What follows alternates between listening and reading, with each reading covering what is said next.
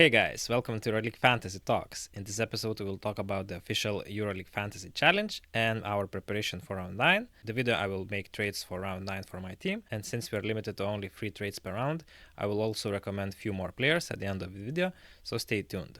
So first of all, I want to say that I'm happy with performances of Petrushev, who had 17.6 fantasy points against Alba in just 18 minutes. So we definitely keep him for this price of only 7.1 credits. Also, Francisco showed that he is a leader of his team, as only in 23 minutes he got 16 fantasy points in a tough game against Bayern. He made some crazy shots and had 20 points, so we definitely keep Cisco. Elijah Bryan didn't have a great game, and unfortunately we captained him, but he got an early foul trouble and he fouled out at the end of the day. He got 5 personal fouls against Monaco, so that's unfortunate. He ended up with -4 fantasy points, and we got that doubled, so it hurt my fantasy points total, but we take it and we move on. But I will still keep him because he's still priced good and he's one of the leaders of his team. We got a similar scenario for both Biberovic and Morgan. They missed most of their shots. For example, Biberovic made 0 out of his 5 3-pointers when he is a really good shooter from 3-point arc. But I will still keep him because Bayern doesn't have a great defense, so I will keep him. And also, Wade Baldwin is injured, so Biberovic should get his shots and playing time for sure. Matthew Morgan was also a similar scenario. He made only 1 out of 6 shots and got in a foul trouble and ended up with only 2.2 fantasy points. So I'll still give a chance to Morgan. Bryant I'm keeping, and Biberovic is definitely, I think, is a long-term keep for us.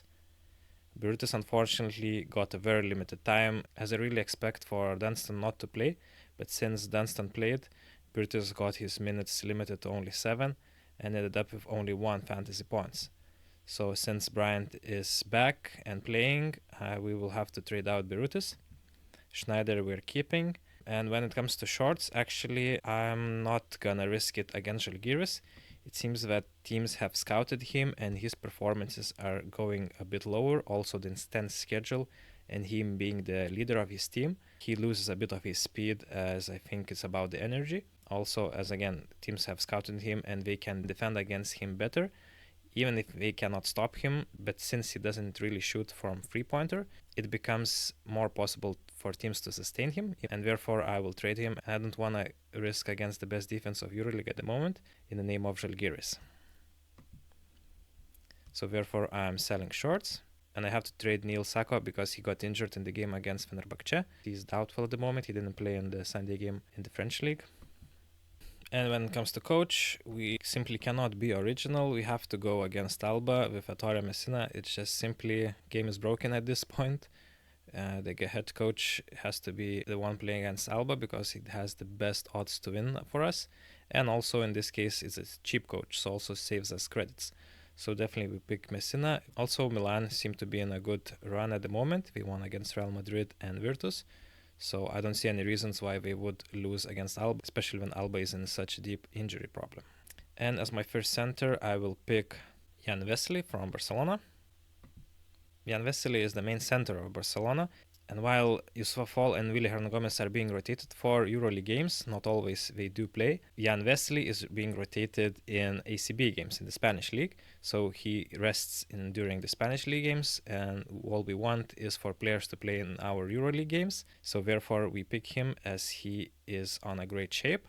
He had only 2 performances below 12 PIR this season, so 1 against Olympiacos and the first game against Žalgiris, and he's averaging 17 fantasy points this season. And as a bonus, he will play on turn 2 together with Francisco. We will keep him on the bench so we can remove the players that performed not as good.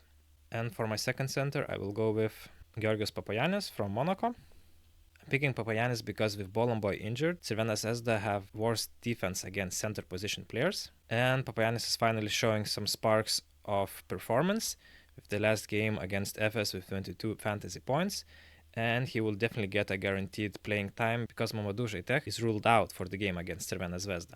And for my guard, I will go with Trent Forrest from Baskonia. Trent Forrest has been given the keys to the main point guard role by coach Pablo Lasso. Forrest, coming from NBA, is adapting to Euroleague and European basketball rather fast and is already showing good results with 16 PIR and 25-minute average in his last 5 games, including 3 Euroleague games and 2 ACB games. So we want to have guys that have the main roles on their teams, but also have potential to become better. So this is my team for round 9, and I will captain Brian for turn 1, and if needed, I will captain Wesley for turn 2. And to start with players that I recommend to consider would be Arnas Butkevičius from Žalgiris. He costs 6.7 credits, but he's being used a lot by Trinkieri and is averaging 26 minutes and 12.4 PAR in his last 3 Euroleague games, which shows his recent form and the trust from the coach. He's a very good overall player, good on defense, but he also fights a lot for rebounds and steals, and he can also give assists and occasional 3-point shots, because you can expect from him to have more than 10 fantasy points. Therefore, 6.7 is a good pick for price growing. And for a guard, I recommend Devon Hall from Fenerbahce. He costs only 7.9 credits, and now that Baldwin is injured, he's a bargain for that price, and they will play against Bayern, which is not a very defensive-oriented team. He had even 23 fantasy points game against Maccabi, so also not a great defensive team. Why not to pick him? And for a bit more expensive guard, I recommend Lorenzo Brown for 12.9 credits, but his price actually got adjusted because in the game against Olympiacos, he didn't play so much and got -4 fantasy points. It does sometimes happen to Lorenzo that he doesn't have a great game, but the next game is against his former team Maccabi Tel Aviv, which is also a home game for Lorenzo. And with Slukas doubtful, he actually might be saved and not get so many minutes when it comes to Slukas, but therefore Lorenzo should get more minutes since he was rested in the last round. And as we already know, Maccabi is not so great on defense. Now with also Rivera injured, although Tamir Blatt might be coming back, but Tamir Blatt, let's be honest, he's not a defensive player. So those are the reasons why I recommend to consider Lorenzo Brown. Otherwise, that's all. For more content on EuroLeague Fantasy, please consider liking the video and subscribing to the channel. Thank you for watching, and see you in the next one.